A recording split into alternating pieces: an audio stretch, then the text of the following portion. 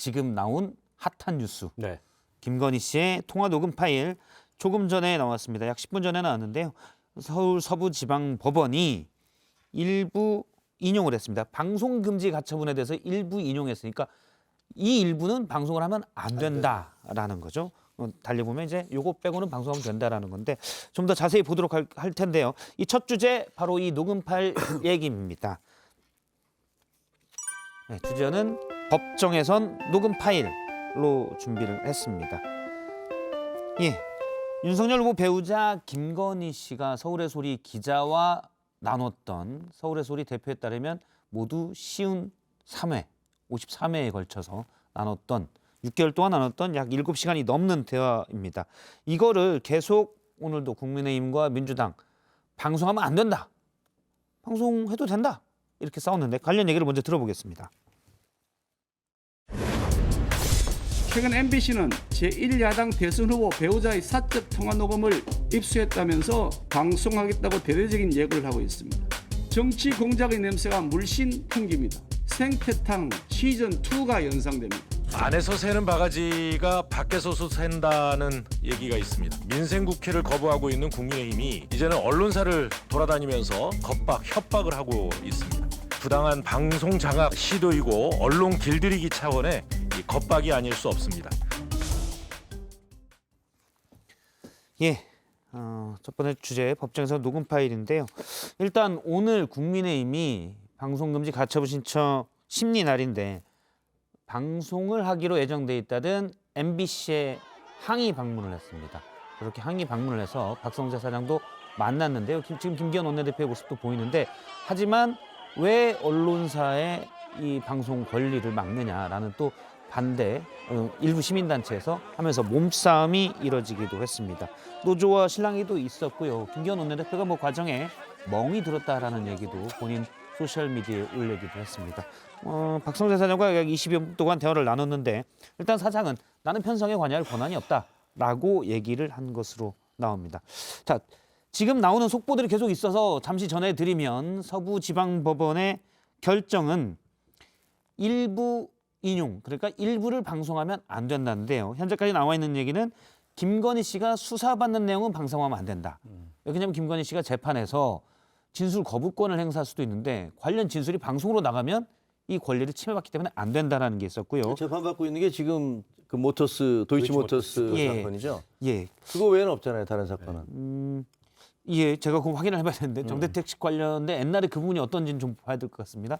예, 그리고 언론사 내지 사람들에 대해 불만을 표현하는 말들 이것도 하면 안 된다라고 했다고 합니다. 다소 강한 어조 발언이라고 했고 그다음에 정치적 견해 등과 관련 없는 대화 등을 금지해야 된다라고 했습니다. 정확하게는 법원 결정문에는 별지 3호의 목록에 있는 말은 방송하면 안 된다인데 이 별지 3호가 아직 구체적으로 나오진 않았습니다. 물론 또 이게 너무 구체적으로 나오면 김건희 씨가 이런 말을 했구나라고 유추할 수가 있을 텐데 법원이 어디까지 이게 공개적으로 할지는 모르겠는데 현재 나와 있는 얘기는 김건희 씨 수사 중인 내용, 언론사 내지 일부 사람들에 대한 강한 어조의 불만 내용, 그리고 정치적 견해 등과 관련 없는 대화 등을 금지했다. 그러니까 요건 방송하면 안 된다. 자, 그러면 일부 사적인 대화들이 어디까지 되는지는 좀 더 구체적으로 봐야 될 것 같고요. 일단 어떻게 보십니까? 현재까지 그 나와 있는 걸로 법원의 입장을 좀 더 추론해 본다면, 예. 사실은 법원에서는 박원석 의원님 먼저 해주세요. 예. 이게 굉장히 사안이 복잡하잖아요. 이번 대선 정말로 좀 특이하게 돌아간다라는 생각이 드는데 예. 그 김건희 씨의 녹취, 기자가 김건희 씨와의 대화를 녹취한 것들 53회, 그렇죠? 예. 53번에 걸쳐서 6개월 동안에 이루어졌다고 그러잖아요. 예. 7시간 45분에 걸쳐서 이루어졌다고 하는데 이거를 바라보는 데 있어서는 세 가지 측면이 있는 것 같아요. 하나는 기자의 취재윤리라는 측면이 있고 두 번째는 법원의 법적 결정, 그다음에 세 번째는 현실적인 현실이 과연 어떻게 진행될 것이냐라는 세 가지가 있는데 첫째, 저는 저 역시 기자로서 기자 입장에서 저 과정을 보면서 53번이나 누구에게 전화를 해서 계속 취재를 하고 인터뷰하기는 정말 쉽지 않잖아요. 우리가 전기를 쓰는 게 아니잖아요. 예. 기자를 할 때 뭐 물어보면 전화해서 뭐 어떻게 생각하십니까? 라고 하고 바로바로 보도하는 게 그게 정상이고 그다음에 추적 보도를 한다 하더라도 대개는 뭐 한 일주일 정도를 이렇게 만나서 얘기를 하든가 뭐 이런 건 있지만 6개월에 걸쳐서 그 사람에 대한 전기를 쓴다면 그건 가능할 것 같아요. 근데 그거를 하나도 보도하지 않았던 거예요. 근데 그리고 보도의 시점이 지난 8월이었으니까 처음에 접촉한 시점이 예. 접촉한 시점은 어떻게 보면 김건희 씨가 김건희 씨의 남편이 그러니까 윤석열 후보가 되기 전이란 말이에요. 그 야당의 대선 후보가 되기 전인데 그때 어떻게 접근했는지는 잘 모르겠어요. 무슨 말을 하면서 접근했는지 잘 모르겠지만 그러면서 아마 좋은 얘기를 계속 했을 거 아니에요. 저분이 예. 이렇게 53번이나 전화를 계속 주고받는 건 이 사람은 매우 믿을만하구나. 그리고 내가 이 사람한테 얘기를 해도 이게 보도와 별 상관이 없구나. 이런 믿음이 있으니까 그냥 얘기를 했던 것 같아요. 그래서 저는 그냥 취재 윤리상으로 보면 좀 부도덕하다라는 생각은 들어요. 서울의 소리의 이모 기자가 좀 심했다라는 부도덕하다는 말씀이시죠? 저도 기자를 해봤지만 취재의 목적으로 우리가 누구에게 다른 사람에게 아무 전화나 받지 않잖아요. 우리가 누구한테 전화를 걸어서 제가 좀 여쭤보고 싶은데요라고 하는 것은 저는 어디 기자입니다라는 얘기를 하잖아요. 예. 그거는 적어도 제가 여러분 지금 당신에게 물어보는 얘기는 내 사적인 이해관계가 아니라 공익적인 것에 의해서 난 물어본다라는 그건 전제가 깔려 있는 거란 말이에요. 그리고 그러면 상대방이 이 사람이 신뢰할 만한 기자인가? 뭐 한두 마디 해봤는데 그 다음에 나온 보도가 이게 신뢰할 만하면 계속 얘기를 하는 거고. 근데 그게 아니면은 끊어지는 거고 그러는데 이거는 어떻게 보면 6개월이나 걸쳐서 한 줄의 보도도 없이 계속 이 사람과 통화를 했다면 이거는 뭔가 처음부터 계산을 했나? 뭔가 나중에 무슨 그걸 어떻게 터뜨리려는 계산을 했던가라는 생각은 들어요. 일단 그 부분에 대해서는 박 의원님은 어떻게 보십니까? 물론 이제 취재 윤리와 관련해서 지금 말씀하신 것과 같은 그런 문제 제기가 가능한데 저는 약간 정무적 관점에서 김건희 씨는 어쨌든 유력 대통령 후보의 부인입니다. 예. 그리고 윤석열 후보가 아직 경선에 나서기 전에 본격적으로 나서기 전일이라고 하더라도 어쨌든 스스로 혹은 윤석열 후보조차도 이런 부분들이 충분히 예상이 저는 됐을 거라고 봐요. 왜냐하면 언론에서 여러 가지 김건희 씨와 관련된 논란이 있었거든요. 근데 기자가 전화했다 그래서 내지는 경계심을 좀 늦추는 그런 태도로 접근했다 그래서 거기에 대해서 아주 예민할 수 있는 얘기들을 예. 이렇게 했다는 것 자체가 저는 참 납득이 안 가고 충분히 상대방이 기자면 그런 것들이 보도될 수 있다는 가능성을 본인도 저는 인지했을 거라고 봅니다. 그럼에도 불구하고 얘기를 했다는 건 어떻게 보면 그 기자의 취재 윤리만 탓할 문제인가라는 예. 생각이 들고요. 물론 그런 점은 있습니다. 만약 어떤 민감한 내용을 즉시 취재한 걸 가지고 즉시 보도를 했다면 그 다음부터는 김건희 씨가 통화를 안 하거나 아니면 이제 통화를 하더라도 굉장한 경계심을 갖고 통화를 했을 텐데 그런 점에서 조금 어떤 의도를 가지고 나중에 한꺼번에 모아서 이걸 가지고 뭐 한번 작품을 만들어 보겠다. 이런 의도를 가지고 상대를 좀 기망한 거 아니냐. 네. 근데 사실은 그게 취재 윤리냐 취재 기법이냐는 보기에 따라 정말 한 끗 차이일 것 같아요. 문제는 유력 대통령 후보 또 대통령 선거에 출마하려는 의사를 갖고 있는 이 사람의 부인이 혹은 그 후보조차도 이런 데 대한 경계심이 현저히 없다는 측면이 좀 놀랍고요. 그리고 비단이 서울의 소리라고 하는 매체와의 통화 말고 예. 그동안에 이제 다른 언론사들을 통해서도 김건희 씨의 통화 내용이 간간히 알려졌는데 그거는 국민의힘 이 김건희 씨가 뭐 이슈가 되고 나서 국민의힘 내부에서 후보 배우자 팀을 만들어야 되는 거 아니냐 이런 얘기가 오갔지만 아직 배우자 팀을 만들었다는 얘기는 못 들었고요. 당연히 이제는 후보가 됐기 때문에 그리고 배우자에 관한 논란이 벌어졌기 때문에 그에 대해서 정무적인 관리가 돼야 되는데 전혀 안 되고 있어요. 이 얘기는 무슨 얘기냐면 약간 성역화돼 있는 거 아닌가. 예. 그 얘기를 전혀 꺼내지 못하는 거 아닌가 국민의힘 내부에서. 저도 뭐 정치를 하고 있고 정당인입니다만 대통령 후보의 가족에 이런 문제와 관련해서 논란이 생기면 당연히 선대위에서 관리가 들어가죠. 그리고 정무적으로 이렇게 대응하자라는 판단을 가지고서 하는데 그런 게 전혀 작동하고 있지 않다는 거는 지금도 의아한 대목이에요. 저는 뭐 그 부분도 이해가 되는데 저는 이제 예. 아까 김건희 씨의 대응의 부적절성에 대해서는 좀 이따 제가 말씀을 예. 드리고 아까 말씀드린 대로 제가 취재 윤리에 있어서의 좀 부적절해 보인다라는 느낌은 저는 받아요. 왜냐하면 우리가 이제 취재하는 일반 관행으로 볼 때 이건 상당 나름대로는 어떤 무슨 계산을 하고 처음에 상대방의 경계를 흐트러뜨리기 위해서 상당히 이제 우호적으로 접근한 다음에 긴 기간에 걸쳐서 이걸 차곡차곡 쌓아왔구나라는 느낌을 좀 받거든요. 그래서 의도성이 좀 의심이 되고 그 의도성에 대해서 더 좀 그걸 확정하게 하는 것은 이거를 왜 자기네 방송에서 안 하고 다른 방송에다 주는지를 잘 모르겠어요, 그거를. 그건 이제 백은종 대표가 서울의 소리 백은종 대표가 어쨌든 그 얘기를 했습니다. 어제 CBS와의 인터뷰에서 서울의 소리에서 하면 이제 일부 사람들이 서울의 소리가 편향적이라고 보고 있기 때문에 지상파 방송에서 하면 좀 더 신뢰성을 받을 수 있어서 또 많은 사람이 더 볼 수도 있고 요렇게 말을 했습니다. 그건 두 가지 면에서 일단은 자기가 편향적이라는 걸 고백하는 듯한 얘기로 들리고. 정확한 워딩은 편향적으로 보고 있기 때문에. 그러니까요. 예. 그거는 어떻게 보면은 사람들이 우리를 이렇게 생각한다라는 것을 인지하고 있다는 거 아니에요. 그것도 예. 좀 이상하고. 그다음에 원래대로 하자면 요즘 인터넷 시대에 어디선가 그걸 내보내면은 다른 데서 다 받아서 쓰게 돼 있단 말이에요. 예. 근데 다른 데서 다 받아서 쓰기로 돼 있는 거를 놔두고 어떤 인터넷 그 유튜브 방송도 나름대로는 방송인데 그 특종을 갖다 통째로 다 남한테 넘긴다? 이러는 거를 저는 여태까지 본 적이 없어요. 그래서 그것도 왜 저렇게 할까? 그것 좀 이해가 잘 안 가거든요. 그래서 그런 면에 있어서는 적어도 취재하는 그 과정 자체가 조금 뭔가 좀 석연치 않다. 그리고 두 번째, 이것을 또 넘기는 과정도 석연치 않다. 이런 면에서 이거는 사실은 앞으로 두고두고 마치 이제 미국에 있어서 무슨 뭐 누구 대 누구세, 뉴욕 타임즈 대 누구 사건 뭐 이런 사건처럼 이 부분은 앞으로 이 그 언론 교과서에서 이걸 어떻게 바라봐야 되냐라는 부분이 상당히 논쟁이 될 거다 이런 생각은 들어요. 예.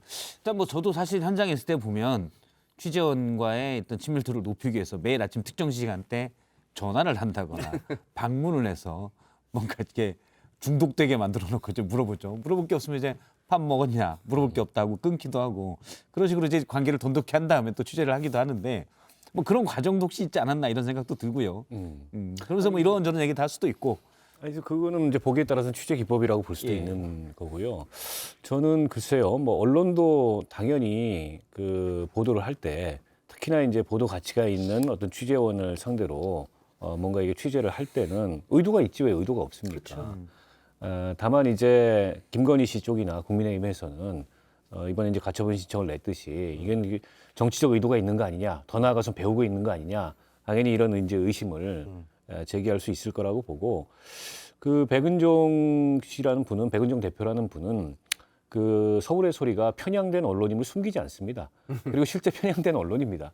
정대택 씨를 불러다가 네네, 방송도 하고 있고. 그분의 네. 주장을 일방적으로 그래서 이제 내버렸잖아요. 그 백은종 대표가 방송에 나와서 했던 얘기는 김건희 씨가 그 서울의 소리 기자에게 경계심이 없이 서울의 소리 기자와 여러 차례 통화를 했던 이유는 서울의 소리 기자를 통해서 정대택 씨하고 서울의 소리가 방송을 하고 있으니까 무언가를 알아내려고 하고 싶었던 거 아닌가 이런 이제 추측을 하더라고요. 자, 근데 이제 뭐 물론 어쨌든 저는 그 추측에 서울의 동의한다는 소리에 얘기는 아니고. 관련된 내용은 서울의 소리가 대선에 출마하는 것도 아니니까 그렇죠. 여기까지 취재 윤리에 대한 부분은 두 분의 말씀 여기까지 듣고 사실은 중요한 게 이 부분이 지금 이제 결정문이 공개가 됐는데요. 조금 전 이제 나오는 부분들을 저희가 정리해서 또 얘기를 할 거고 일단 백은종 대표는 국민의힘 주장에 대해서 어제 한 인터뷰에서 국민의 알 권리다라고 했습니다. 그러니까 유력 대선 후보의 배우자의 사생활 문제냐, 국민 알 거냐 이 부분에 대한 백은종 대표 얘기를 듣고 또 잠깐 얘기를 나누겠습니다.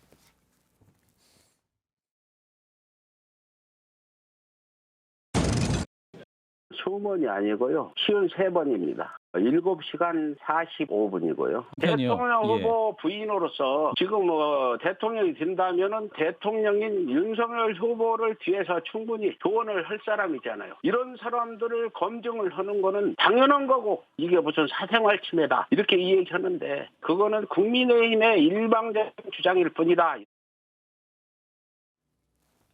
예, 어떻게 보십니까?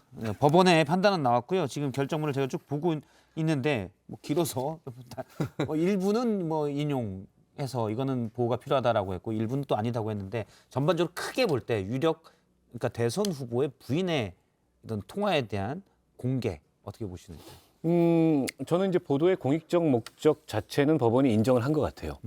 그러나 그 중에서 그런 공익적 목적과 충돌할 수 있는 보호돼야 되는 사생활에 대해서는 이제 이건 방송하면 안 된다. 그래서 일부 인용을 한 게 아닌가 싶고 그 내용이 아까 말씀하셨듯이 본인의 이제 재판에서 진술 거부권이 제약될 수 있는 그런 수사 관련된 언급, 또 정치적 견해나 이건 이제 어떤 공적인 인물의 이 정치적 견해라는 건 보도 가치가 있지만 그 사람의 사생활은 철저히 보호돼야 되는 영역이기 때문에 그런 건 또 제외해야 된다.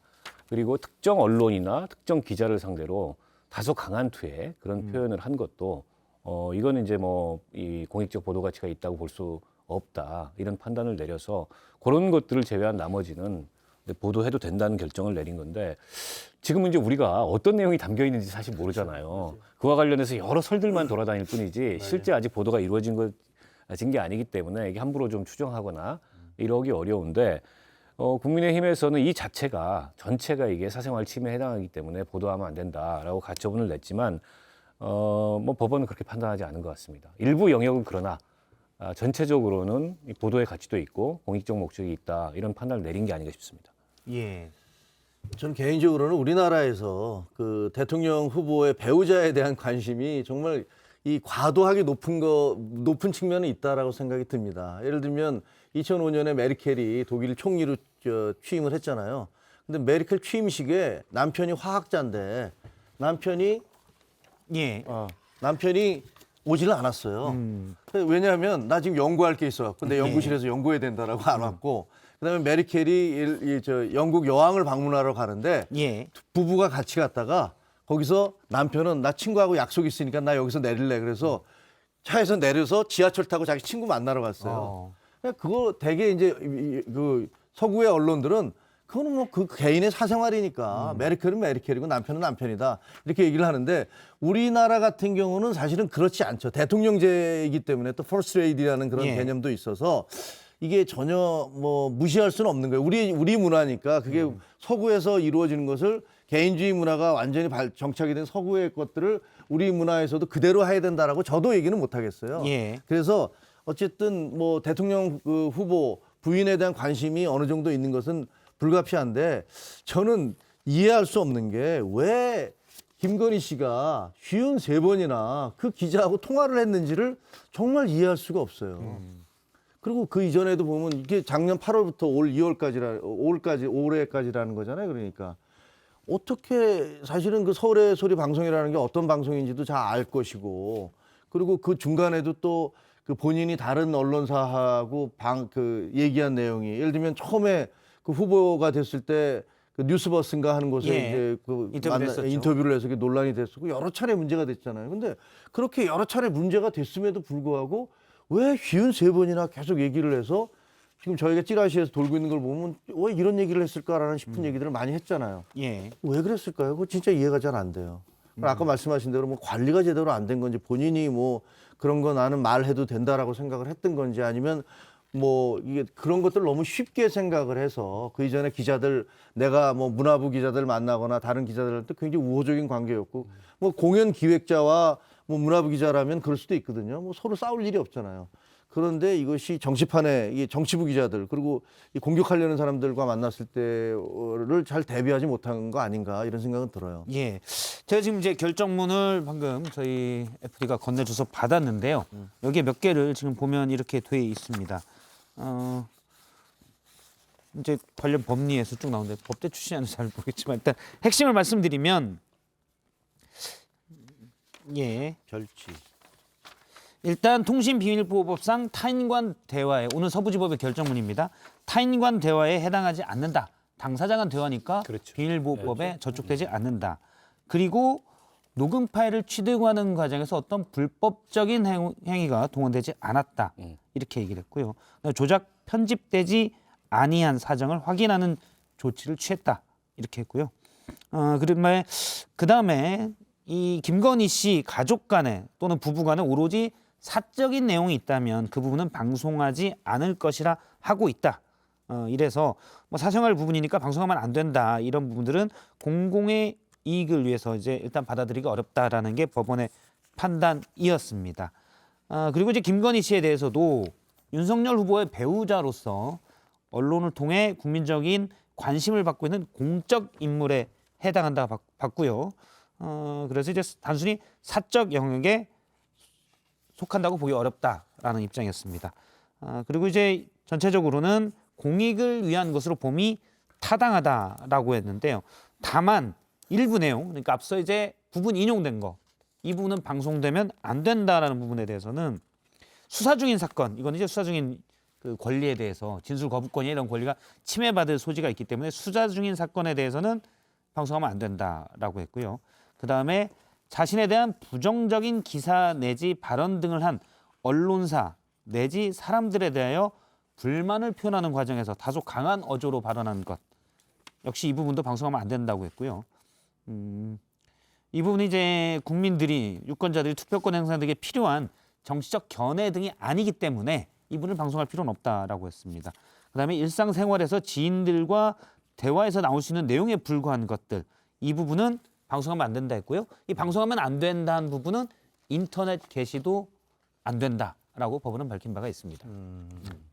예, 쭉 근데 이 설명. 목지 그 여기서 그 목록 별지에서 그걸 이렇게 밝혀준다고 그랬는데 지금 목록이 없어요. 그래갖고 예, 지금 뭐 어떤 내용만 부분들인지, 여기 별지 예. 목록에 저희가 이제 결정문을 가지고 보고 얘기를 하고 있는데요. 별지가 오다 말았네요. 예, 그래서 이분이 별지 뭐 이제 구체적으로 거기 쭉쭉쭉 이런 내용이 있을 테니까. 근데 사실은 설명은 그 지금 제가 빼드린 데서 다 돼 있습니다. 별지 내용 자체가 그 이런 내용이 포함되어 있구나라는 것들을 유추할 수 있는 내용이니까 그걸 공개 예. 안 할 수도 있겠네요. 그래서 자세한 내용은 공개를 안 했지만 현재 요지는 지금 보면 다들 제가 드렸는데요. 공개가 이제 돼 있습니다. 예. 뭐 구체적인 내용으로는 사실은 뭐 제목만 봐도 알 수가 있는 내용들은 비공개로 예. 어차피 방송하면 안 되는 걸로 서부지법이 판단했으니까요. 어쨌든 이걸로 인해서 그 이제 지금 문제는 저는 현실적으로는 근데 이게 과연 지켜질까? 그러니까 예를 들면 일부는 이제 보도가 될 거 아니에요. 나머지 부분도 벌써 뭐 요약본이라고 그래서 막 돌고 있잖아요. 그래서 글쎄 이게 과연 이게 다 그 법원에서 생각한 대로 덮여질 수 있을까에 대해서는 좀 의구심이 있어요. 일단 그 부분에 대해서는 백은종 대표가 뭐 한 얘기가 있습니다. 서부지법의 결정 전에 어제 인터뷰에서 법원에서 방송하지 말라고 하더라도 국민 알 권리 차원에서 온갖 방법 동원에 널리 알릴 것이라고 얘기했거든요. 그래서 방송하지 앞서 부분 인용해서 방송하지 말라는 부분도 공개될 가능성이 제가 볼 때는 일단 크다. 그렇죠. 지금 이미 이제 이른바 찌라시라고 하는 그런 내용 요약본이 돌아다니는데 저는 녹취 파일, 그러니까 음성 파일 원본이 돌 가능성도 있다고 봅니다. 예.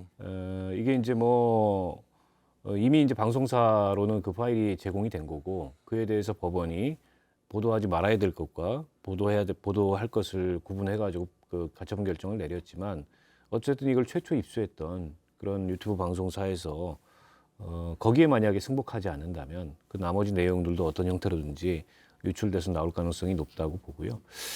다만 이제 이게 어떤 정치적 파장을 낳을 건가? 그게 참 이제 앞으로의 그 관측 포인트이기도 하고 또 쟁점이 될 수도 있는데요. 일단 윤석열 후보한테는 좀 악재죠. 예. 가뜩이나 이제 김건희 씨 논란으로 그동안에 한 차례 지지율 하락도 겪었고 홍역도 치렀고 지금 이제 그 과정에서 뭐 내부 파열음도 있었고 조금씩 이제 봉합하면서 지지율을 만회해 가고 있는데 근데 또다시 이런 악재가 터졌다는 건 굉장히 큰 고비가 저는 될 거라고 보고요. 다만 이게 이제 지나치게 대통령 후보 가족에 대해서 그리고 부인에 대해서 더군다나 여성에 대해서 예. 이런 뭐 사생활의 문제들이나 이런 것까지 그동안에도 이제 사생활 관련된 논란들이 많이 번지면서 그게 옳으냐 그러냐 이런 쟁점도 있었지 않습니까? 이게 오히려 이제 역풍이 불 수 있는 그런 소지도 있다. 다만 이제 여론이 이걸 어떻게 지켜보고 있고 어떻게 반응할지는 지금 속단하기 어려울 것 같아요. 일단 내용이 나오고 그 내용이 국민들이 보기에는 대통령 후보 당사자는 아니고 부인이긴 하지만 어쨌든 대통령 후보한테 굉장히 큰 영향력을 미칠 수 있는 아주 지근거리에 있는 사람이 갖고 있는 인식으로서 이거는 좀 수용하기가 어렵다. 예. 이런 여론이 지배적이라면은 윤석열 후보에게는 뭐 그냥 일반적 예측으로서의 악재가 아니고 진짜 악재가 될 가능성이 높고 근데 그 내용을 들어봤는데 뭐 누구나 다 정치적 견해가 있기 때문에 경계심 풀고 그런 얘기 할 수도 있지. 뭘 저걸 가지고 또 그냥 편하게 선거에서 얘기하는 또 다른 어떤 이런 걸 구설을 만드느냐.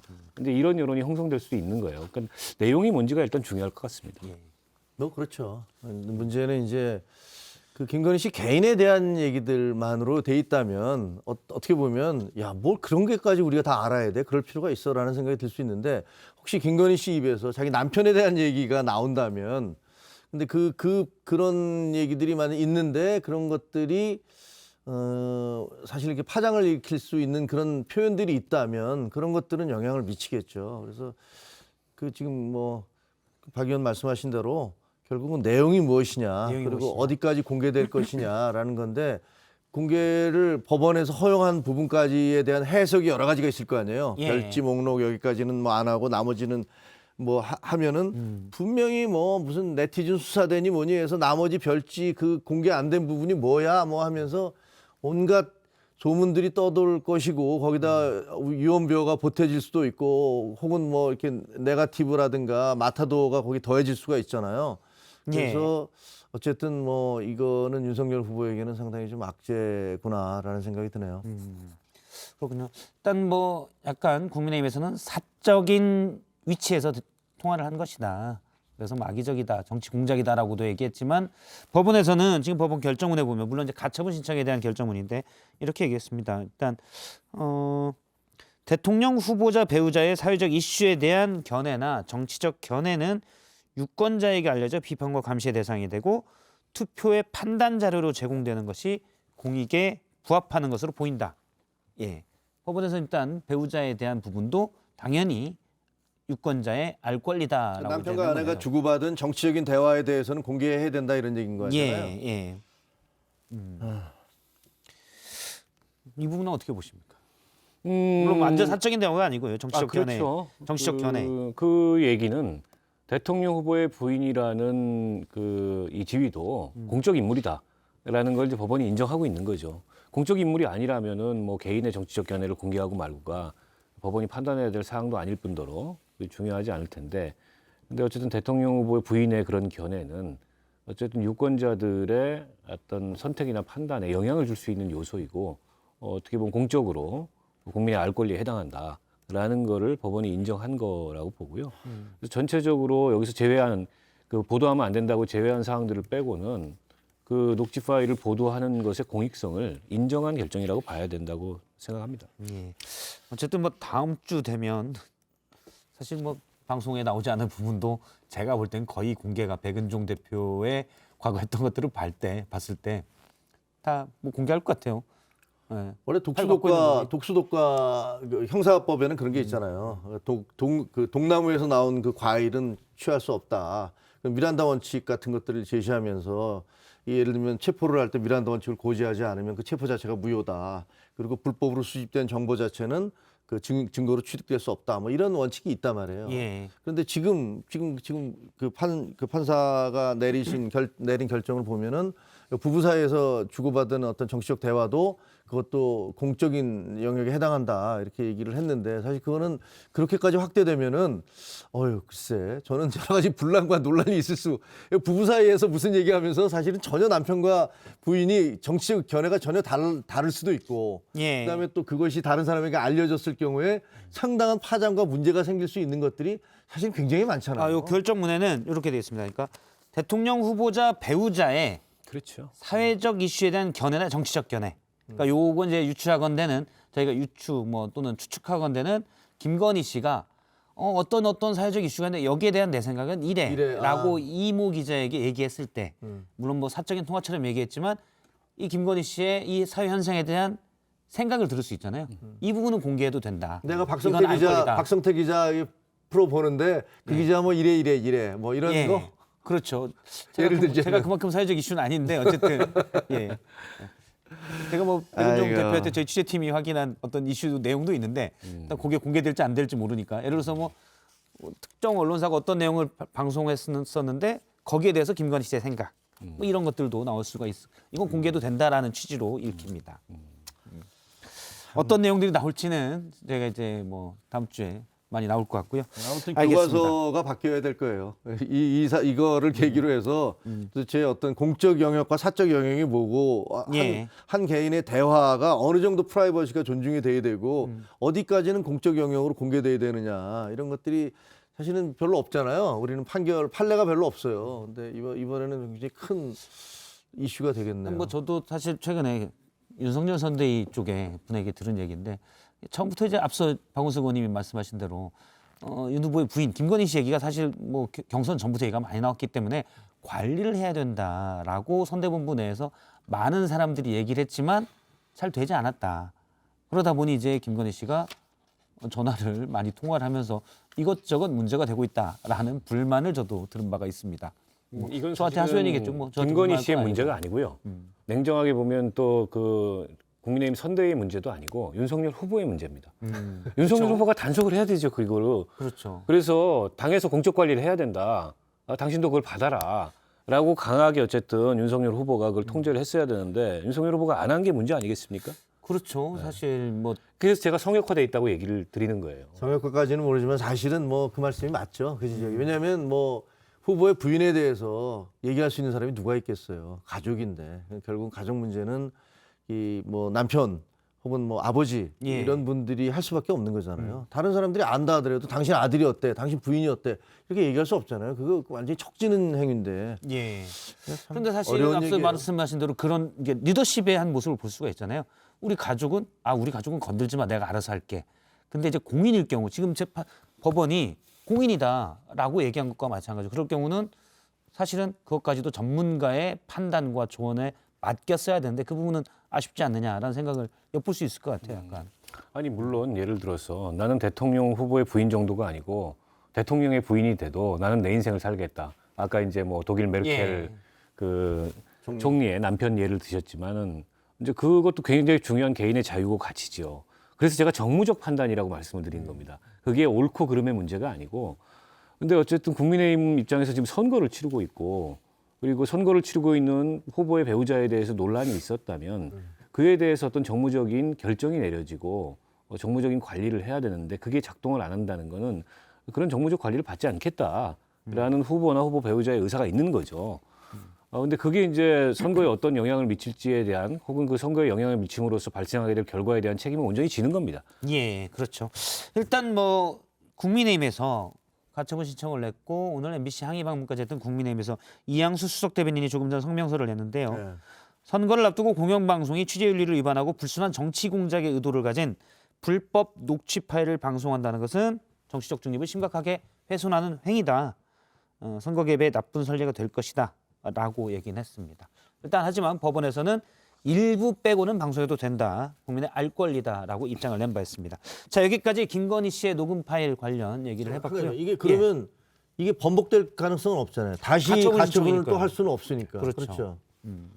그렇군요. 좀 이틀 뒤니까. 예. 예. 14일인가요? 주말엔 법원도 쉬죠. 14일이죠. 알겠습니다.